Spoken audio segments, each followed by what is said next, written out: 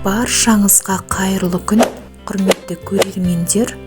Менің арнама қош келдіңіздер. Бүгін сіздермен бір жасағаннан өте керемет жұп-жұмсақ болып шығатын сүзбелі запеканка, яғни творожный запеканка бірге әзірлейтін боламыз. Видеоны өткізіп алмай, соңына дейін қарап, жасалу жолымен таныс болыңыздар. Рецептің толық құрамын описание бөлімінде жазып қалдырамын, сол жерге қарап жасасаңыздар болады. Құрамына бізге сүзбе, жұмыртқаның 3 дана сарысы, қаймақ және де жұмыртқаның ақ уызы, қант, сонымен қатар манный крупа қажет.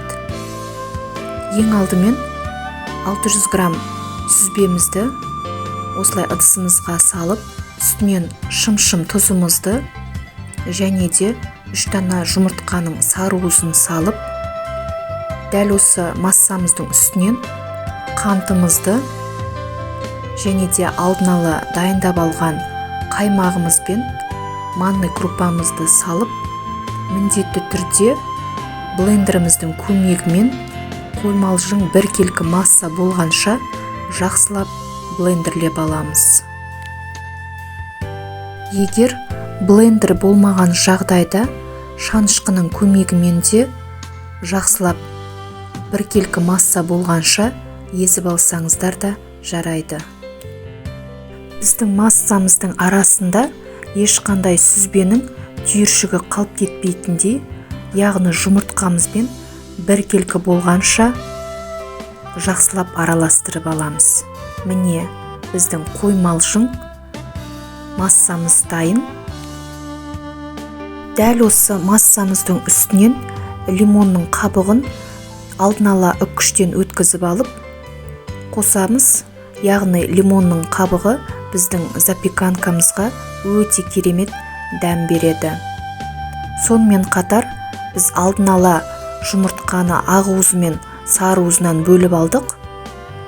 Дәл осы ақ уызымызды бөлек ыдысымызға құйып, миксеріміздің көмегімен әппақ ақ көбік болғанша жақсылап 4-5 минут аралығында миксерлеп аламыз.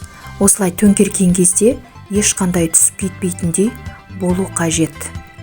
Дәл осы ақ уызымызды сүзбелі массамыздың үстінен салып, лопаткамыздың көмегімен жақсылап бір тегіс болғанша араластырып аламыз.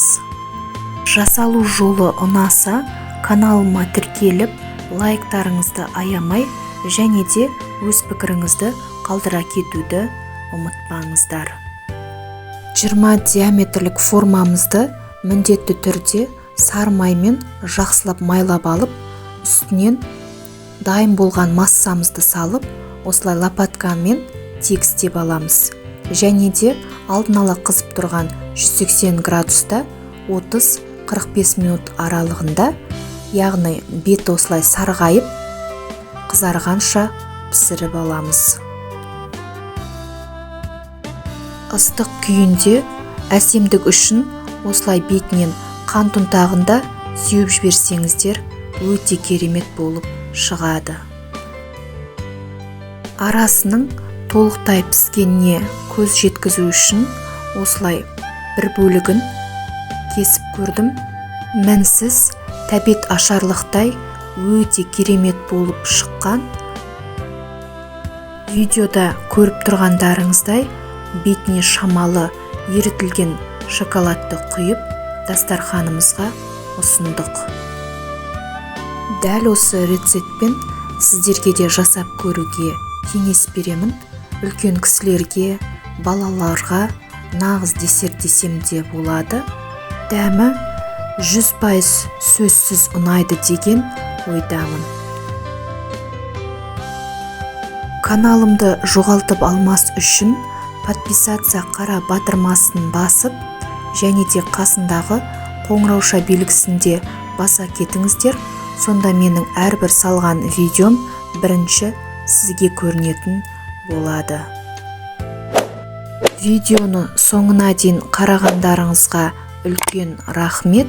Сіздермен болған Гүлнұр. Амандықта жүздескенше сау болыңыздар.